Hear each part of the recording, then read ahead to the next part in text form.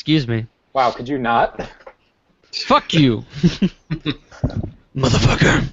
Welcome to another episode of the Super Movie Studies Podcast, a show about comic book movies, approached from every angle and a community of nerds discussing how fiction relates to nonfiction. I'm your comic book cultured host, Michael Maurer, joined by the movie maestro.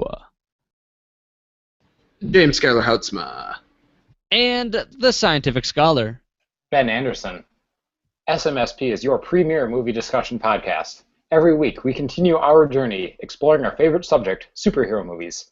Every fan sees the movies differently, so we gather some amateur experts to discuss certain aspects of the movie.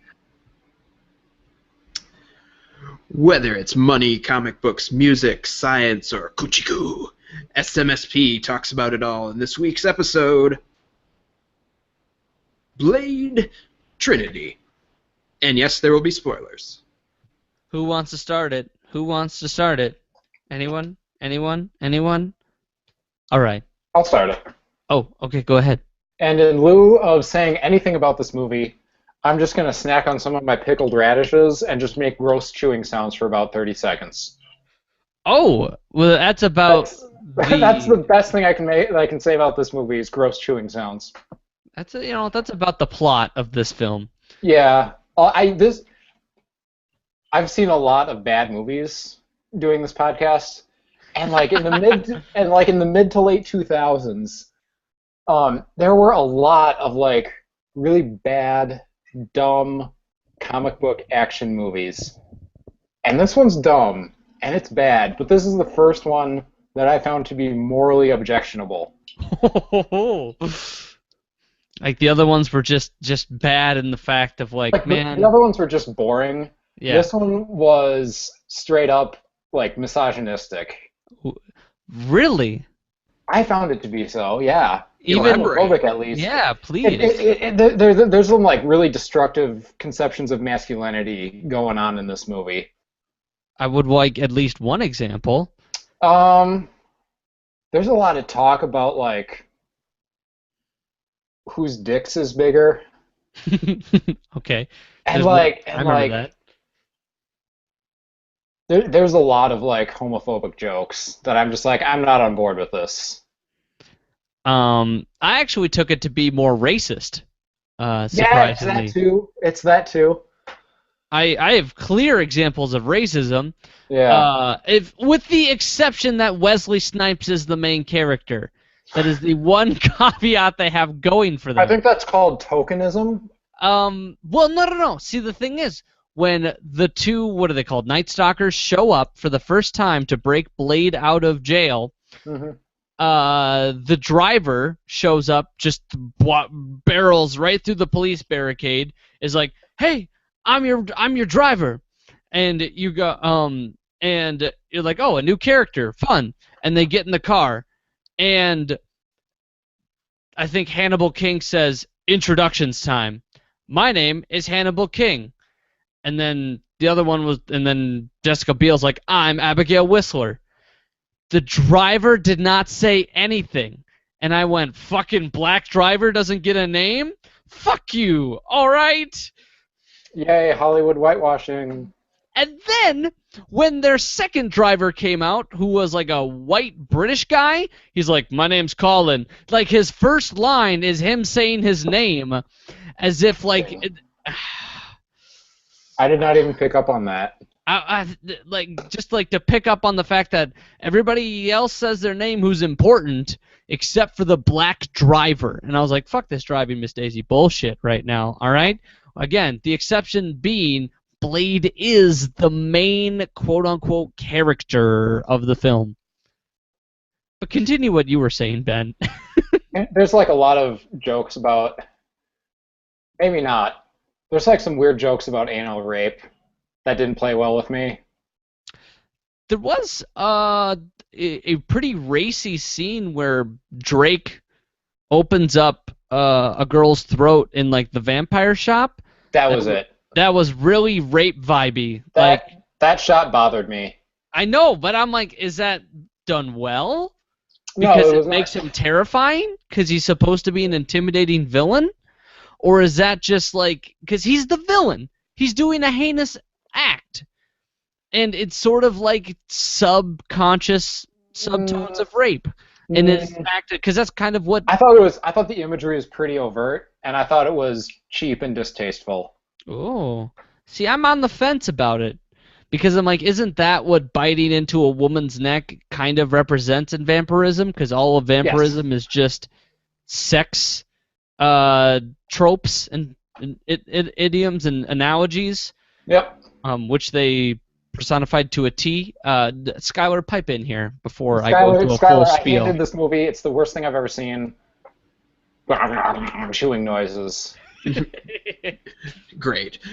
I do think it's funny that you guys are talking about, the black driver doesn't get an introduction, but that Blade is the quote-unquote main character. He sued, he as in Wesley Snipes, sued the studio and David Goyer for apparently not getting enough screen time and them shifting the focus to Jessica Biel and Ryan Reynolds, which is understandable because those two are like, one of only a small handful of characters who, or at least actors who cared in this movie, even in iota, which isn't saying much. But it's kind of fun to watch Ryan Reynolds and Parker Posey and whatnot, and Patton Oswalt for like 10 minutes do whatever they do in this just clearly mutilated, dated, boring-ass movie. There were several action scenes that you went, okay, great, fun. And then you were like, fuck, do I need 20 more of them? How many goddamn vampires are you going to kill in this movie? And how, you're going to do it systematically? Jesus. There was one scene where everybody's off doing, solo battles, and Blade is literally just walking down a line, shooting a shotgun into the open air and hitting every single fucking thing in the next shot. Oh, Jesus. Oh, man. And, fuck, this movie just drenched in vampire stereotypes. The vampire stereotypes they were trying pretty hard to distinguish themselves from in 1 and 2. You had in 1 there was just sort of they're all partiers. They're kind of there's a sect of them that's like dirty biker gang, and then there's a sect of them that just wants to rave and drink blood out of sprinklers. And then in 2 they invented a whole new different kind of vampire that hadn't been seen before. And you're like, well, that's kind of cool. And then in 3 they were like, nope, incest. Everybody wears really drapey clothing. How far down does your shirt need to fucking be, Dominic Purcell, till we know that, yes, it is white, feathery, and open-collared? Thank you. You are Dracula. Your sex appeal knows no bounds. What the fuck ever, Drake? Also, we can put some bounds on his sex appeal. Certainly a lower bound is the lower hem of his weird shirt thing. Also, why is he Dracula? He seems like just kind of a anticlimactic actor for that iconic role. That, and I was really they were going with, he's not Transylvanian. He's this ancient Sumerian Dracula. And I went, hey, why don't we make it a black guy? Or, is that weird and racist of me to think that I was just like, you know what?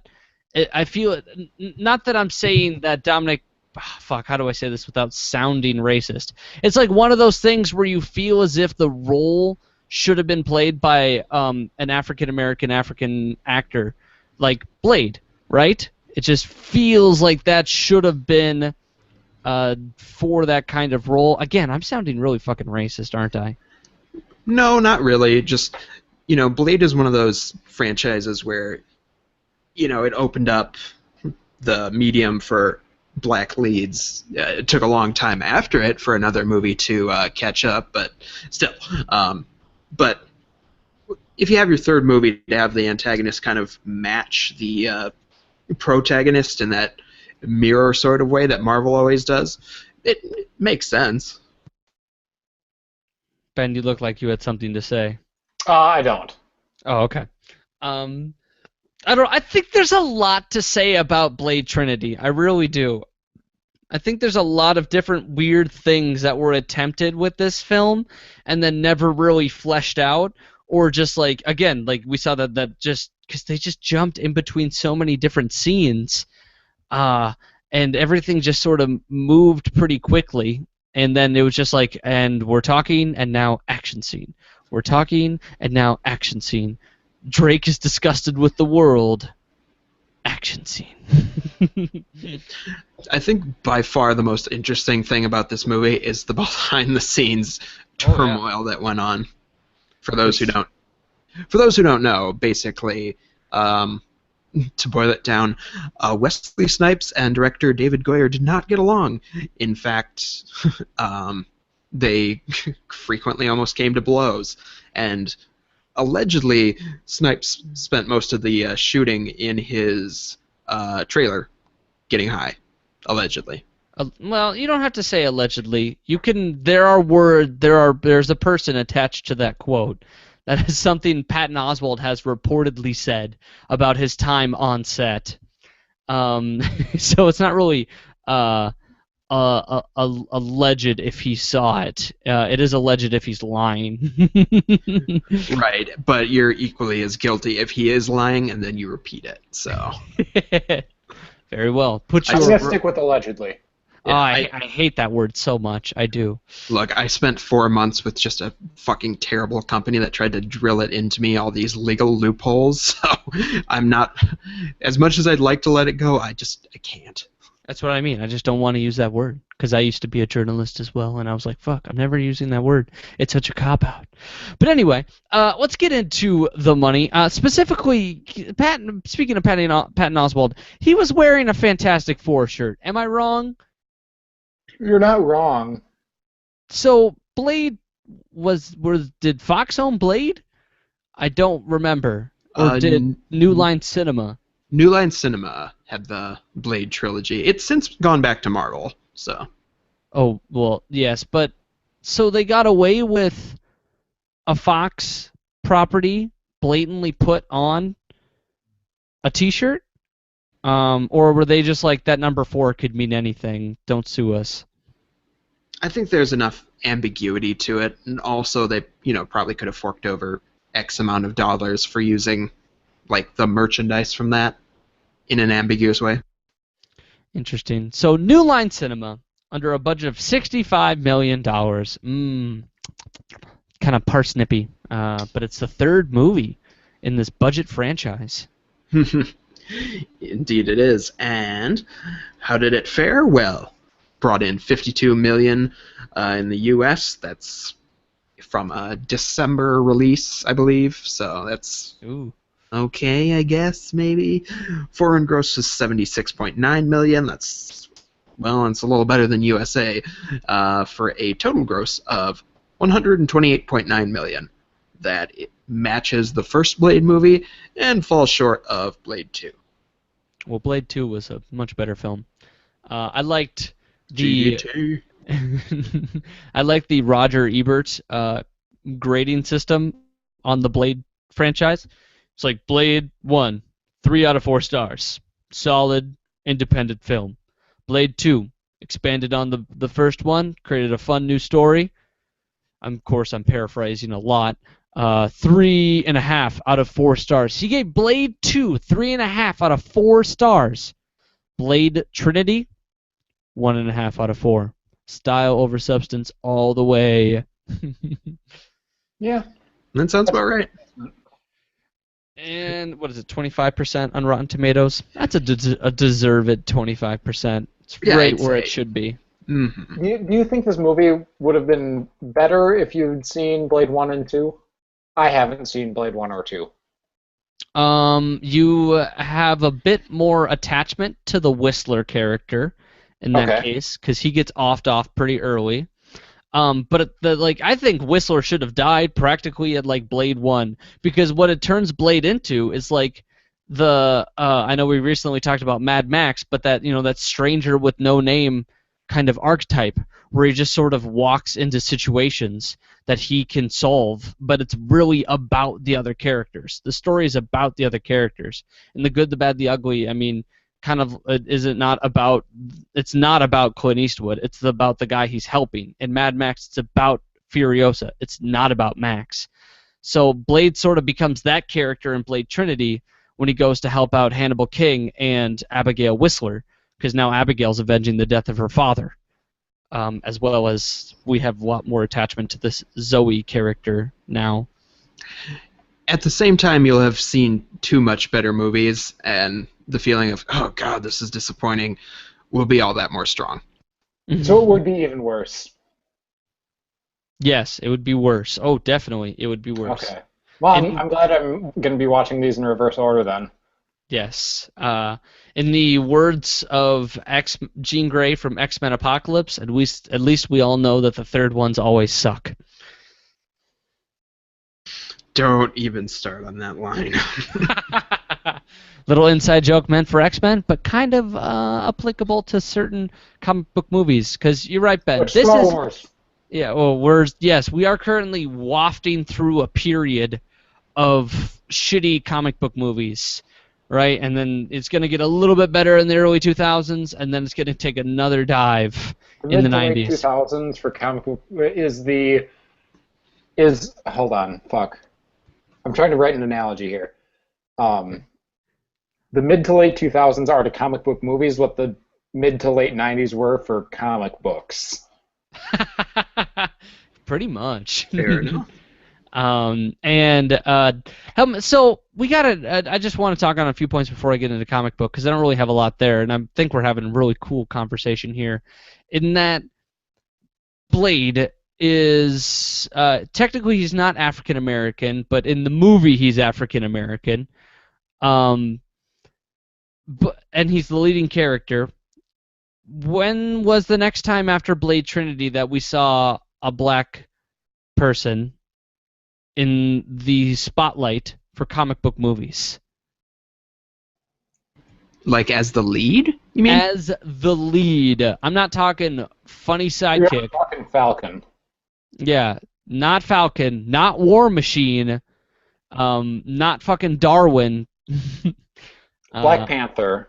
Black Panther we're still waiting for it. Civil War. Yeah, I don't know if he's like the central character in it though. Not a chance.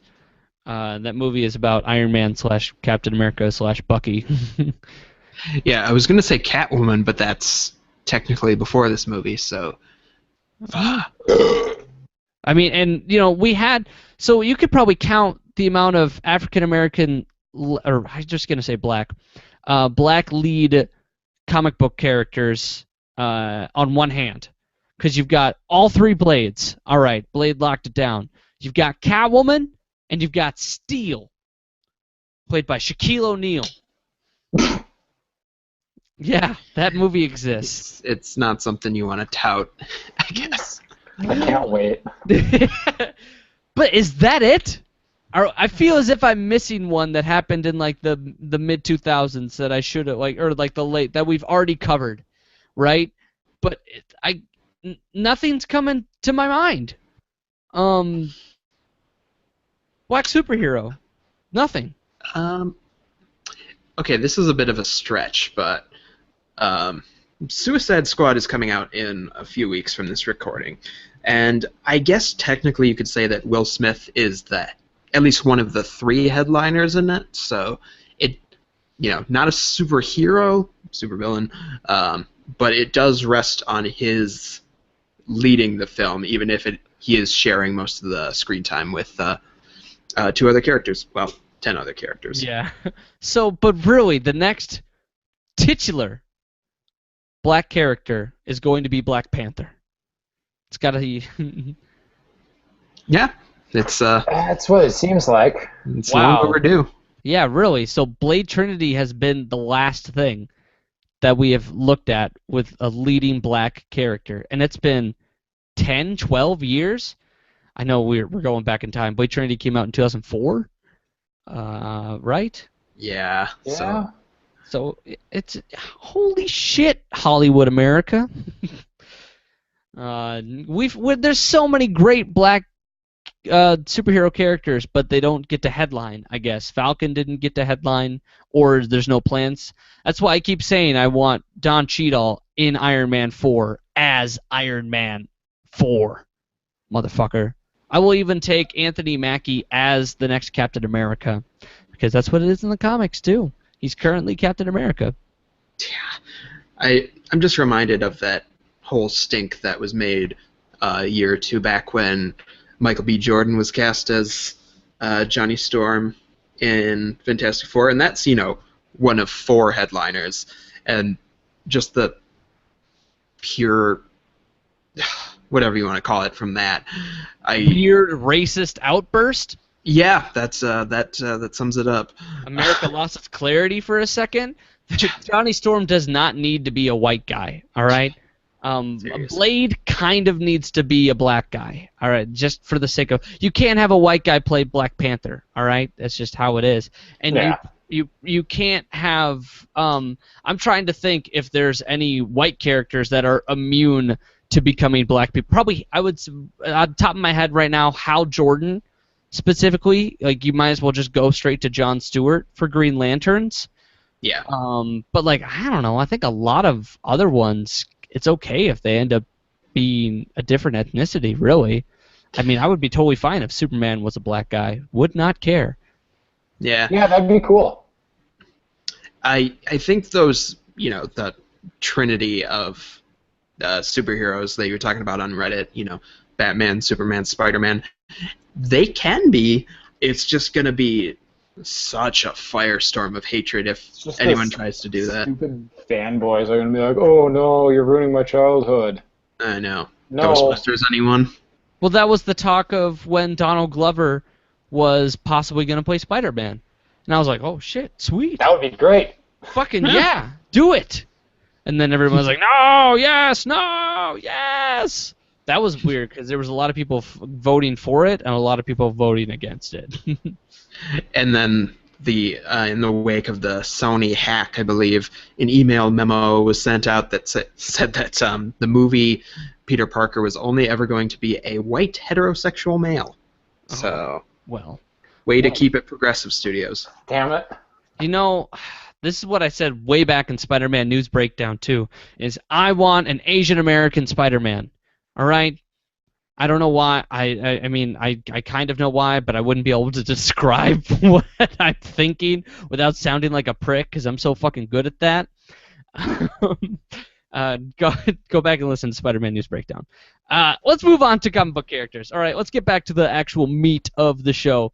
Blade Trinity does not have a lot to offer in our typical breakdown segment because the movie is just action sequences compiled on top of one another. All right, and the pieces in between are just not enough to really to nibble on, because I've only got 2 characters, 2 premiered in this movie that were not movie originals. Because Abigail Whistler, movie original. Pretty much the entire Night Stalker gang, with the exception of Hannibal King, movie original. All of those evil vampire group that Parker Posey was leading around, movie original. So what we're going to do is start with Hannibal King, premiered in Tomb of Dracula, number 25, 1974, Gene Colan and Marv Wolfman. Bitten and turned into a vampire by Deacon Frost, Hannibal renounces his vampirism and all of its perks. He chooses to never drink a person's blood, supplying off stolen donations and animal blood, or surviving off stolen donations and animal blood, and he promises to never turn anyone into a creature of the night either. So he's like Edward, but not. Yeah. I mean, he's not seeking women who are much younger than him. Much younger. Yeah, like the weird. I mean, I think he became a vampire in the 40s, and he might have had a relationship with one character, but he came to regret it later. Because he even avoids using his like super strength, speed, and senses that all come with vampirism. In his journey to get back at Deacon Frost for turning him into this soulless creature, he of course runs into Blade. Both being pretty gruff characters. He's not really the Ryan Reynolds archetype in the movie, where Ryan Reynolds just plays the same character that he did in X-Men Origins Wolverine. They don't really get along at first, but after bringing down Frost, they became besties for life. They even ran a supernatural detective agency together until one thing led to another, and Blade stabbed Hannibal in the heart. That's a twist. What are these things? What led to what? Well, you can't just be like, oh, and then he was betrayed by his best friend, and not be like, say why. Well, it's kind of like, there was this guy named Adolf who went to art school, and then one thing led to another, and he killed 6 million Jews. Okay, first of all, they weren't all Jewish people. Second of all, say Jewish people. Oh, I'm sorry. Third of all, it was 6.2 million. Oh, I shouldn't laugh at genocide. All right. I'm not laughing at the genocide. I'm laughing at the... Yeah, okay. Just laugh at art school. Yes. Who goes to art school? Who goes to school? What happens? Why does Hannibal King eventually get to... because Blade and Hannibal King team up with Doctor Strange, and they form this ultimate vampire cure that heals everyone that just destroys all the vampires in the world. Destroys all of them. Kind of like what happened in this movie. And after they do that, Hannibal King survives because he never took the blood of another human being, which made him somehow partially immune to the virus, because the virus was magical in nature. It attacked their souls, or lack thereof. And then eventually, that sort of and eventually he was cured completely of vampirism, and then he started to get vampirism back again, went down a few dark turns, and was like, dude, I really want my soul back. And Blade found a way to get his soul back, but refused to do it because vampires made a comeback, and there was this magical way that would return every soul to a vampire, so it would give them a chance to be good again, but they still were vampires, and they no longer had the weaknesses of vampires. Sunlight and heart stabby turn into fire. His heart would stab and kill them now, but they wouldn't burst into flames. So he's like, no, I'm not going to get rid of the only weaknesses my immortal enemies have. So then Hannibal King was like, well, fuck you! And they fought, and Blade stabbed him. All right. There you go. One thing led to another. One thing did lead to another. And the last character I'm talking about is Dracula, the Marvel version of Dracula. They have a very specific version of Dracula in Marvel Comics that's, of course, loosely based on the legend that was, of course, caramelized in Bram Stoker's novel, Dracula. Caramelized is definitely the right word in that context. Premiered in Tomb of Dracula, #1, 1972. Jerry Conway, Gene Colan. Real name, Vlad Dracula. Born in 1430, Vlad was a member of the Royal Transylvanian line until a battle with a Turkish warlord left him mortally wounded, and he sought help of a gypsy woman to heal him. She resented his treatment of the gypsy people, since he was a ruling lord, and cursed him with vampirism. With this new power, he rose to sovereignty in Transylvania, and eventually ruler of all vampire kind after slaying the first vampire, Varney, which increased his power even more. I don't like the way you run things. Here, let me give you eternal life so you can run things forever. Yeah. Well, he's not allowed to do it in sunshine, but he made the best of it.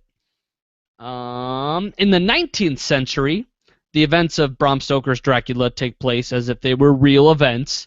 So Jonathan Harker and Abraham Van Helsing lock him away in a tomb for more than a century.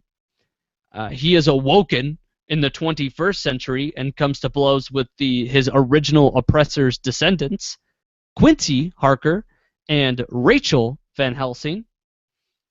By now, he runs into Blade frequently, and his vampire hunting group of friends. They come to blows a few amount of times as well. Then it gets weird. He moves to the moon and enacts a plot where he launches specially made vampires at London from orbit like missiles. Oh. Yeah. What? Okay. Here we go. He builds some more ships to lay siege to London, only to have the bulk of his forces destroyed, discovering that Quincy Harker's remains were specifically treated to give no vampire permission to enter the UK without invitation. What the fuck? So everything blows up as it hits an invisible magical doorway. Okay. Because you know the old trope of you have to invite vampires into your home. Yeah. Yes. So they didn't get invited into the UK, and they all fucking blew up. Wow. Then he runs into the X-Men a lot more, which is weird. And Jubilee becomes a vampire, yada yada. Dracula still hangs out every once in a while. Ran into Hulk a couple times too. He's just sort of there if they ever need to do a Halloween special. What a weird guy. Or to put the title versus Dracula on the front of any comic book. Because that's still a thing. X-Men Apocalypse versus Dracula is the name of a real comic book where he fights Apocalypse. X-Men Apocalypse versus sex pun involving Dracula. Dicula. Yeah, there we go. Come on. Dicula or Jacula. Cocula. E-Dracula. Ejacula. Jacula, there we go. Jacula. That's it. Apocalypse versus Ejacula. Oh, I love this show. Oh, me too. To expand on a couple more things, there were, just to talk about the movie more, there were 2 alternate endings to this movie. Fun little factoids. Number 1, you saw the theatrical ending, which of course involved him stabbing Drake with that cure bomb, the Daybreaker, Day Storm, Day something cure, and that it killed all vampires except Blade, who is just fighting the war eternally, and Drake turns into Blade to fool the cops at the autopsy. And then there's the first alternate ending, the unrated, the one that David Goyer wanted to put into the film. Drake's body is gone by the time the cops show up. All right? It implies, of course, that he survived. Dracula's still out there. Blade goes to the autopsy, the morgue, and bites the person who is trying to open him up. He straight up wakes up, bites someone. Ooh. Then the movie ends, just like that. Too spooky. As if to imply that Blade lost his humanity, like Dracula was talking about sort of loosely at the end of the film. And then ending number 3. Shit, I might have to look at this, because this shit is... I might have to read this straight from fucking Wikipedia. Oh, the Day Star virus circles the globe and wipes out all vampires. Blade walks off into the sunset, his long battle finally over. The final shot is of the Night Stalkers battling a new enemy, werewolves. This version of the ending was used in the novelization of the film and is included in the DVD as an extra. Blade 4. I would watch Blade versus Werewolves. Probably. And another thing, did Blade never use his fucking sword until the end of the movie?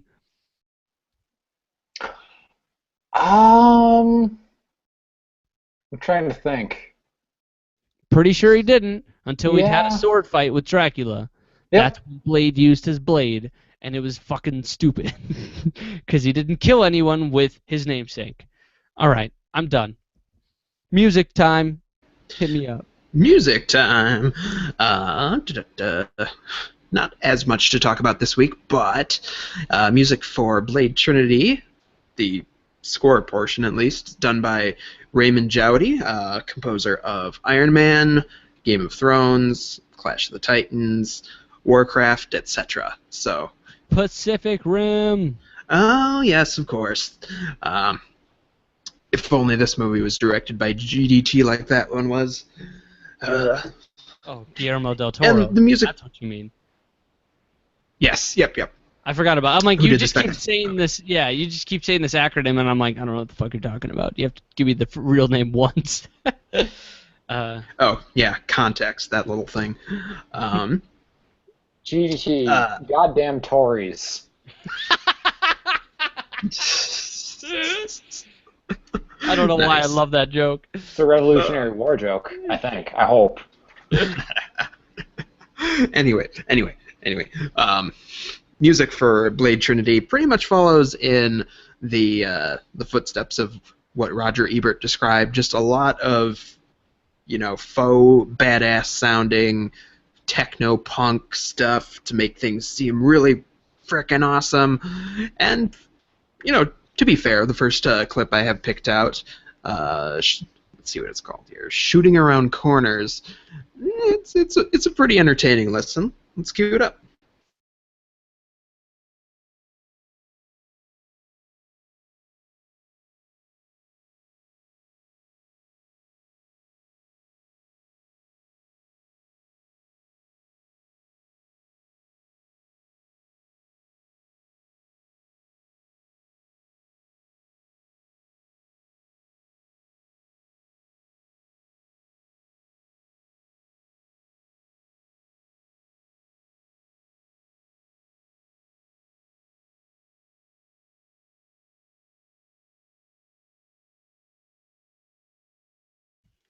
I think this music would seem a lot cooler if it didn't feel so damn cliche for a movie like this.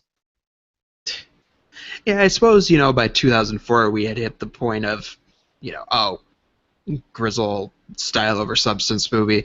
Of course it's going to sound like this. Still, listening to it on its own, good. In the movie, I don't know. It sounded a lot like Infected Mushrooms stuff.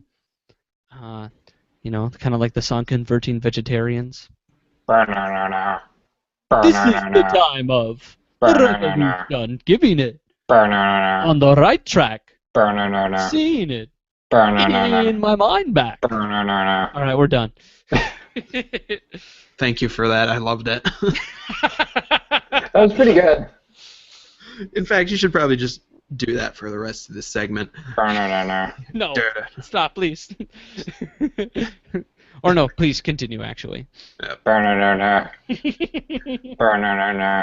by far, the thing I remember more about the music to this movie, not quite the score, but that the music was done by Raymond Jowdy with additions from the RZA from Wu-Tang Clan, who did a song for this movie over the end credits.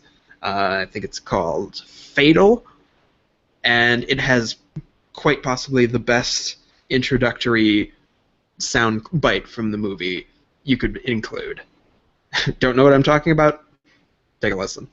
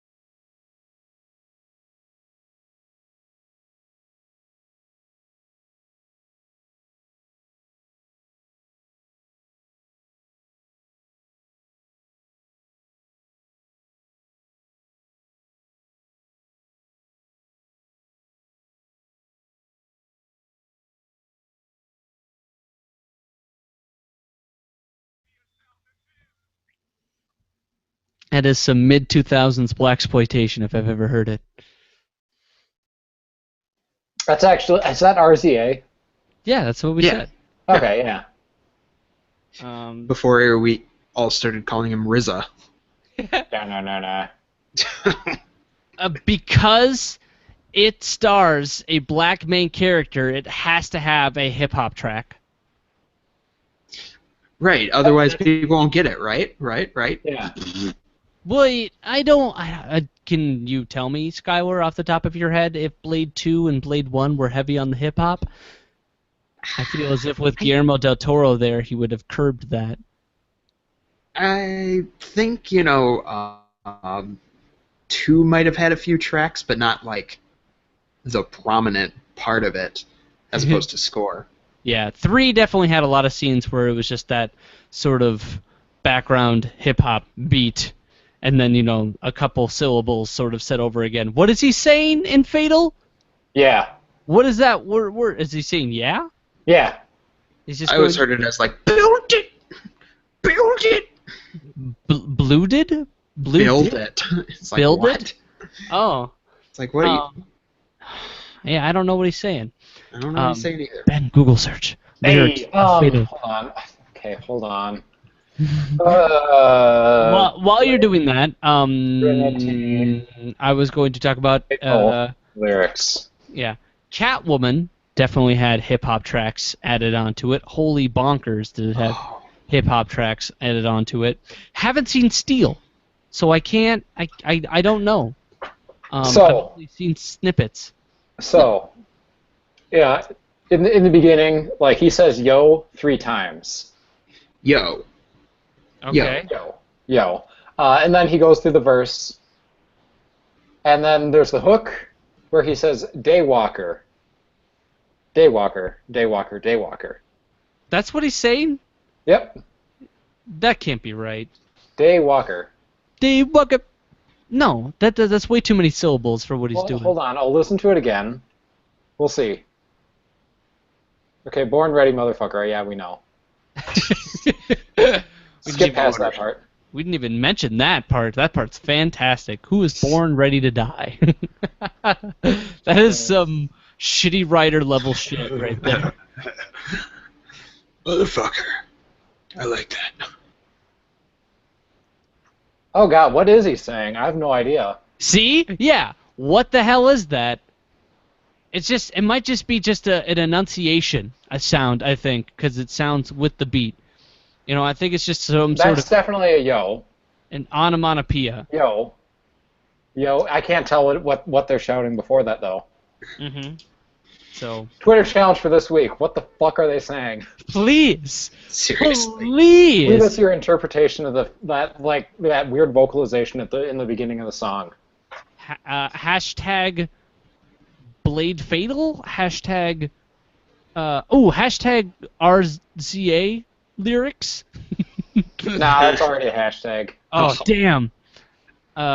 Someone give me a good hashtag. Hashtag Blade WT. WUT, sorry. Blade what? Blade what? Yeah! Yeah, I don't know what it is. All right, let's move on to more things we can actually explain in science. I'm sorry, I stepped over the fact that you might have more music things to talk about. No. Okay. Release me from my misery. Science! Put me in mine. Yay! We all get an equal share. Woo! What are we doing today, Ben? Vampirism has already been covered. Listen to Justice League Gods and Monsters. There we go. Today we're going to talk about some and some yo, yeah, or whatever he says. No, I want to talk about the health effects of inhaling silver. Yes. Okay. Set me up. You watched the movie, but of course, hopefully everyone else, if you haven't seen the movie, there's a scene where Hannibal King is being held captive, and in order to get him out, Blade and Jessica Biel, Abigail Whistler, pump silver filaments fragments, little microscopic shavings? Aerosolized silver. Fumes. Oh, okay. Or something. So, like, air particle, it turned it into a gas, pretty much. Yeah. And pumped it into the air vents. And, of course, since vampires, if hit by silver, start to turn into fire, it starts burning their throats. But I want to talk about, I don't give a shit about that. I mean, whatever. How silver affects a fictional being, whatever. Hannibal King is still breathing in all that silver. Mm-hmm. Is that cool? Are we cool with that? Well, probably the most common and recognizable health side effects of exposure to silver, and this is like chronic, prolonged exposure, is basically permanent, irreversible pigmentation of your skin and or eyes. And it's called egriosis. I'm probably mispronouncing that terribly. But basically your skin turns kind of this bluish gray color. So if you're like if you've got like a silver charm bracelet that you wear day in and day out, eventually that skin around your wrist is going to get bluish gray. No, this is like inhaling fumes. Really? It's specifically fumes. Okay. Yeah, when it's when silver compounds like get into the mucousy surfaces of your body, or you inhale it or ingest it. Oh. Or inject it. Is that what that one dude had who they, carted out on like Good Morning America a few years ago, and Avatar came out and he was like, he's the real Na'vi person, and I was like, I don't feel comfortable with your ethics, GMA. Yeah, he actually just had like this irreversible skin condition. Oh. Okay. Yes. If you've seen The Five People You Meet in Heaven, that movie. Yes, I have. The dude with blue skin. That's this. So it's like pretty rare, but not so rare that I haven't seen like a couple people with it when I'm working at the meat counter of a grocery store. Really? Yeah. But is it as extreme in movie cases where they're like frickin' blue? It's not frickin' blue. It's gray. It's more gray than blue. Interesting though. Like you are what you breathe. Yeah. So I guess yeah. So that's the most common side effect of silver exposure. And if you inhale it like they do in the movie, it can irritate it's like inhaling any other kind of dust. Can irritate your respiratory tract. Yeah. It's not going to start burning you from the inside out, though. Yeah, and silver compounds, silver nitrate, the other molecules that have silver in them are generally worse for you than pure silver. Yeah. Yeah. So. And next topic then. Yeah.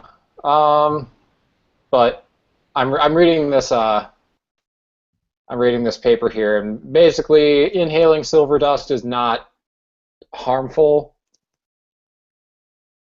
It's just like you cough a bunch. Got it. Yeah. Let's go on to the next topic. There was that one blind person. What is that character's name? I have no idea. Her name is Natasha Lyonne's character, Summerfield. Yeah. Just her last name. She didn't have a first name. Fucking Triple H was in this movie. Goddamn. All right. That's right. Forgot about that. And she's blind. All right. Adding on to the one of many characters who actually has a legitimate excuse to wear sunglasses inside. Blade's just a douchebag.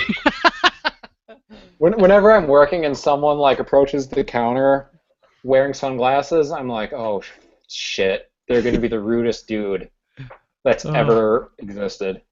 Yeah, well, or that, or they're blind. Or like they have like a legitimate reason for wearing sunglasses. A pound of roast beef, motherfucker. They don't. And a lot of garlic. Stuff it with a lot of garlic. Garlic roast beef. Yeah, real thing. It's cash. So, but she's blind, and she's got this nice, cool Braille keyboard. Yep. She reads the Land of Oz to her kid. But she comes up with all of this research. She uses a computer. But how does she use the computer? I understand typing via a Braille keyboard. I mean, you wouldn't even need like Braille on the keyboard. You just memorize where the keys are. You find home row. Mm-hmm. If you can type without looking, then you can. Yeah. Then you can just type. You don't need to look. Yeah. Once you learn how to type, I could be blind and still type. Now, but she's able to like pull up all this research and do all this scientific. She develops the cure for vampirism. She does it with help of other Night Stalkers, of course, but she is the lead on it. And they don't really give you any details of how she did that with her disability, or different ability. Is it not PC to say disability anymore? Gosh, I should know this because I'm the PC police on this podcast, apparently. Mm-hmm. Hello. It's like a week after 4th of July, and they're still shooting off fireworks. Yep. Fucking whatever. Count now. So most modern operating systems have like really good like vocal feedback built in. So if you're on a Mac, click on System Preferences and open up Accessibility, and there will be a thing that will like read stuff that's on the screen to you and take voice commands. So using a computer when you're blind, like it's a different experience to be sure than if you're sighted, but it's definitely very doable. Okay, because did they do that in Daredevil-ish? I don't remember his computer speaking back to him. I know his phone would yell the name of the person calling. Yeah, it's stuff like that, just like more general computer things. Because I can't imagine reading like a Wikipedia article. It would read it to you. That's what I mean, but I'm like, yeah, skip all that, please. Like, I scan. Like, I don't read everything, of course, as every word comes across. That's just too much information. I'm like, scan top, scan bottom, pick out details in the middle. Scan top, scan bottom, pick out details in the middle. Oh, here we go. If you're on a Mac, open up System Preferences, go to Accessibility, click on VoiceOver. VoiceOver provides spoken and brailled description of items on the computer screen and provides control of the computer through use of the keyboard. So instead of having to navigate with a mouse and having to see where it's pointing, keyboard shortcuts for everything. Oh man, I just want to see this whole process in person. Is all. Yeah. I think that's just what's itching me. Is they didn't show it on in the movie because I'm betting it's kind of boring when you get down to it. It's like watching anyone else use a computer, really. Yeah, but they're it's doing it slightly differently. slower because it reads everything to you. But I just want to know the whole processing system of how does a blind person efficiently use a computer without having every single piece of text read to them. Yeah, there's workarounds for sure, and I've never like used these because I find them unnecessary. Because I'm not blind. But yeah, I mean it's probably something like you're blind. You just learn how to deal with that. All right then. Are we out of science topics? No, because I was gonna make the further point that being blind and a scientist like might seem a bit odd, but actually there have been many blind scientists and mathematicians throughout history, and I would like to talk about 3 of them. Oh, okay. Rapid fire.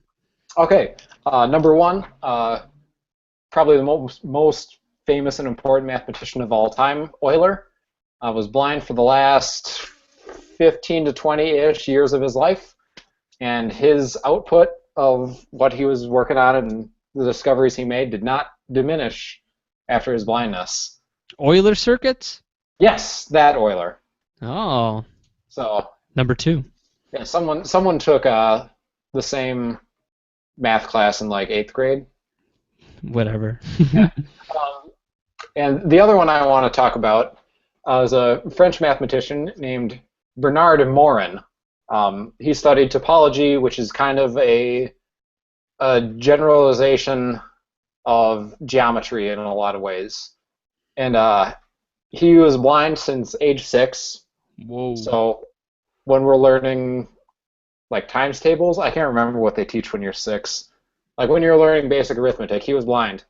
But he actually took a career in topology, which is a very visual field. Like if you open up if you like go to a topology anything, there will be like tons of weird pictures and animations, and it's very visual. And you wouldn't think that a blind person could make a career in this field, but he did. And actually, his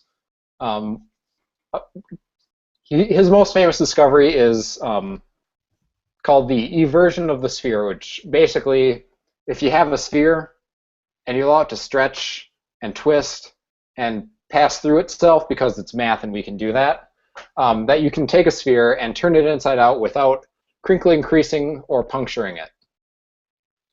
Wow. So, there you go. Wow. So, and blind guy did this in a field that's very visual. So, there you go. I'm gonna need to see a video of that later. There is a video. It's like 20 minutes long that shows how a sphere can be turned inside out, and it's fascinating. Yeah. I watched it like 5 times all the way through. Scientist number 3. I only had 2. Oh, okay. I thought you said you had 3. I wanted 2, and then I looked at the Wikipedia page for the 3rd, and it was like, he was a mathematician, and he was blind and Russian. That's fantastic. literally it. I don't have any more interesting things to say about him. Okay. Nothing to say about that sweet UV stabby gun thingy? Oh, shit. What kind of weapon is that? Seriously. What kind of weapon is that? Okay, well. It's like a reverse bow and arrow, and you just fucking stab. It's like a pincer, right? Yeah, it's you just just a laser sword. It's literally like a laser sword, air quotes around sword. Yeah, I just want to talk about UV light. UV light is a real thing. It stands for ultraviolet. Ultra meaning beyond, violet meaning the color violet. So if you look at the rainbow, it goes from red to purple to violet, and then beyond there, just a little. It's really bright. Just a little bit past violet is ultraviolet, and it's not visible to us. Mm-hmm. So that was one thing in the movie. If it were actually ultraviolet light that beam was, it would not be visible. It'd be like, hey, here's this thing that'll burn your face off. Don't put your face near here. You can't see anything. Also, if it's as bright as they're saying it is, or as hot, you got to have a welder's mask on to use that thing. The surface of the sun is pretty cool. Yeah, well, I don't. It's only a few thousand degrees. Only. That's really bright, though. I'm talking. Yeah, my gas stovetop that I cook on every goddamn night gets to like a quarter. No, can get up to like an eighth of the heat. Hold on. 4,000. I'm gonna round it to 4,000 for the surface of the sun, but it's not that. But that's gonna make it easier. 2,000 is half. 1,000 is a quarter. 500 is an eighth. Yeah, so my stovetop can get up to an eighth of the heat of the surface of the sun. To get to that? So that was a train wreck. Just want to let you know. Yeah, I know. But like, my oven is an eighth of this heat of the temperature of the surface of the sun. So like, it's not that big of a deal. I'm just talking. Can I fucking make that in my garage? I just want to wave that thing around. A flashlight sword. Yeah. And you just stab people with it. Ultraviolet light is also what gives you sunburns. So if you want to burn up a vampire, there you go. some high energy photons. Fuck them up good. That all? I think we'll wrap that up. Yeah, I think that's it. Put a bow on that shit. Drinking game rules, and then we out of here. All right, gang? All right. Yeah. You know the drill. Drinking game rules. Well, does anyone want to start with the obvious one? Every time the words "fuck you" appear on screen, not when they're spoken, when they are written down and appear on screen. Subtitles don't count. Oh.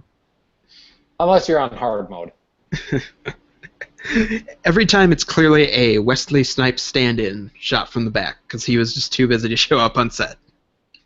You gotta drink for every time someone wears sunglasses indoors and isn't blind. At night. Both stipulations. You'll be surprised how frequently it happens. Every time, drink for every misogynistic joke, every homophobic joke, and finish your drink when it's somehow both at the same time. That's not too good. Yeah. Bust out your Bacardi, of course. And you just got to take that beautiful shot for the best line of the movie. Yes. Drake tosses a baby at Blade. Blade lets Drake get away, looks at the baby and says, Gucci goo. End of scene. Amazing! Wow! Who fucking wrote that down? Jesus Christ! Wesley Snipes' absolute just 100% on the nail delivery. Gucci goo. That was the best scene in the movie. Fuck yes. That was amazing. Whew. Pour out a shot of Grey Goose every time someone flips the bird. Goosin'. Take a weird shot of swirly something for fucking Parker Posey's hairdos in this movie. Jesus. Even Ryan Reynolds is like, your hair is stupid. That's Ryan Reynolds saying that. Yeah. In the movie. Through the screen, directly at Skylar. I've gotten that before, yeah. From Ryan Reynolds, it was a bad day. Yeah. But then he went on to be in Green Lantern, and it felt better. Do we? I don't know. Do you just like drink to drink some tomato juice to sober up when there's some blood drinking going on? Get out your V8. I'm just making a Bloody Mary. Oh yeah, that too. Yeah. Drink your Bloody Mary when they're drinking blood. Every time. Okay, drink a Bloody Mary when it's a woman's blood getting drank, and a Bloody Marty when it's a dude. Yeah. Oh, take a shot in that really awkward line where it's like, she's Whistler's daughter out of wedlock, and it's like, did you have to add that little stipulation to it? I have the perfect drink for this. Founder's Dirty Bastard. The Scotch ale, I think. Nice. Yeah. There you go. I don't know. Get some malt liquor when Black Driver doesn't get a line. That's racist. Even that made me feel bad. Well, he should have gotten. He did get a line later when he was like, "Got you a car. Don't scratch it up this time." And I'm like, "Oh, you're not driving him this time? You're just walking away? What is your purpose in this organization?" Damn. It's okay that you're the driver if you're the best at it. That doesn't matter. But if you're the driver because you're black, what the hell? Oh, boy. Any more drinking game rules? Just finish the bottle. Fuck it. No, that entire final exchange between Blade and Drake where, are you ready to die, motherfucker? I was born ready. Motherfucker, I like that. And then they keep saying it back to each other as if they're more clever than the other person. Die, motherfucker. No, now you die, motherfucker. And you're like, ah, Jesus Christ, are these children just slapping swords next to each other? Oh, there's the homophobia. All right. Oh, Think that's going to wrap it up today? get it. Superfans? Super Movie Studies is recorded and produced by Triop Cop Productions. If you like what you hear, hit us up on iTunes. While you're there, be sure to subscribe and be sure to drop us a rating or a review. Every time you rate us, every time you review us, iTunes algorithms go to work, and they do magic for us. They help other people find the show. Every time you rate us, a little flower blooms. Every time you rate us, a Blade sequel doesn't get made. So yeah, iTunes. We're on iTunes. Every time you rate us, someone gruffingly says, "Gucci goo" to a baby in dire need. Remember before the broadcast started, I said you were a bad dad. I would be a great dad. Don't you even think that I wouldn't? You can be a great dad and a bad dad at the same time. Like they're on two different axes, you know. Fine. Skylar. And we are still quite active on Twitter. Look for us at Super M Studies. Remember to send us those RZA lyrics, hashtag RZA lyrics, to tell us what exactly he was saying in that song. Can we use RZA lyrics? That's fine, right? Right? Yeah, okay. All right. RZA lyrics. Hashtag. What is he saying? That should be fine. I will take anything in this movie. I didn't understand most of the soundtrack. There's more than one instance of a weird sound being made, like the one in Fatal. All right, there's another track where that exact same thing happens. Something about "Don't Say My Name." All right, I don't remember. But tryupcot.com. All right, nice. We've got like a full month until I start. Now I'm on a timeline. I've got it. All right. Yeah. I'm going to have August so open that this website's going to just get boosted, all right? Not boosted stolen, but like boosted upgrade. Like boosted? Like lit. Yeah, like Bam. Fire, motherfucker. It's going to look the same, but more content. It's actually we're gonna fill out its shape because we'll update those drinking game rules. We'll get you those show notes that nobody's been asking for. In August, we said July earlier, but in August, episodes will be coming out 1 week early on tryupcot.com versus Super Movie Studies. It's happening. All right, it's happening. First week of August. I'm going to update the schedule to make amends for it.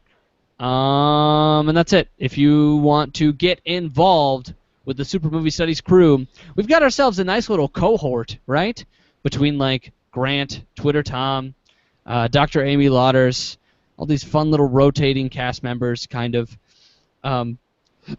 Contact us at supermoviestudies@tryupcot.com, supermoviestudies@tryupcot.com.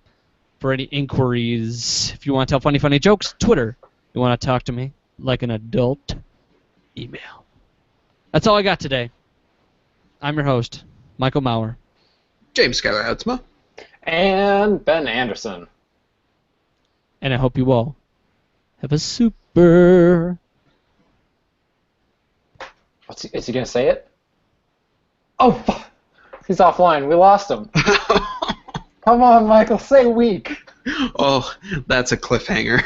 That's such a cliffhanger.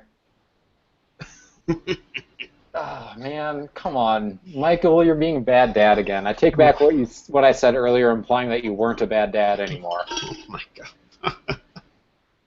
God. You're a bad dad on both metrics. Oh.